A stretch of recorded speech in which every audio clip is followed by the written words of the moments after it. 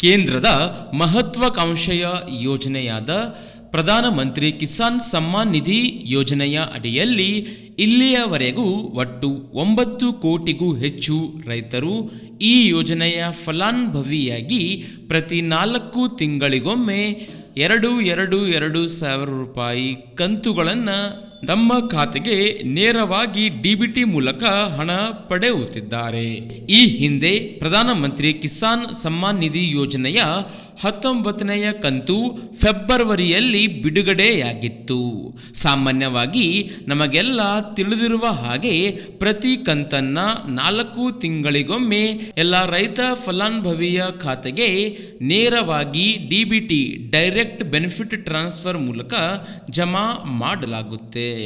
ಆದರೆ ಇದೀಗ 20ನೆಯ ಕಂತಿಗಾಗಿ ಕಾತುರದಿಂದ ಎಲ್ಲ ರೈತರು ಕಾಯುತ್ತಿದ್ದು, ಈ ಬಾರಿ ಜೂನ್ 2025ರಲ್ಲಿ ಬರಬೇಕಿದ್ದ 20ನೆಯ ಕಂತು ಇನ್ನೂ ರೈತರ ಖಾತೆಗೆ ಜಮೆಯಾಗಿಲ್ಲ. ಜುಲೈ ತಿಂಗಳು ಕಳೆದರೂ ಇನ್ನೂ 20ನೆಯ ಕಂತು ರೈತರ ಖಾತೆಗೆ ಜಮೆಯಾಗಿಲ್ಲ. ಸೊ ಕಾತುರದಿಂದ ಕಾಯುತ್ತಿರುವ ರೈತರಿಗೆ ಇದೀಗ ಆಫಿಷಿಯಲ್ ಕೇಂದ್ರ ಸರ್ಕಾರದಿಂದ ಯಾವಾಗ ರೈತರ PM ಕಿಸಾನ್ನ ಹಣ ಜಮಾ ಮಾಡುತ್ತೇವೆ ಎಂದು ಅಧಿಕೃತ ಘೋಷಣೆ ಬಂದಿದೆ.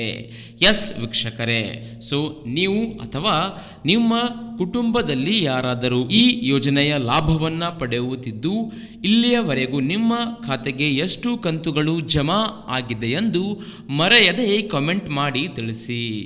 ಎಸ್ ವೀಕ್ಷಕರೇ, ಯಾವಾಗ PM ಕಿಸಾನ್ ಯೋಜನೆಯ 20ನೆಯ ಕಂತಿನ 2,000 ರೂಪಾಯಿ ನಮ್ಮ ಖಾತೆಗೆ ಜಮಾ ಆಗುತ್ತೆ ಅಂತ ಕಾತುರದಿಂದ ಕಾದು ಕುಳಿತಿರುವ ಎಲ್ಲ ರೈತರಿಗೆ, ರೈತ ಫಲಾನುಭವಿಯವರಿಗೆ ಇದೀಗ ಕೇಂದ್ರ ಸರ್ಕಾರ ಖುಷಿ ಸುದ್ದಿ ನೀಡಿದೆ.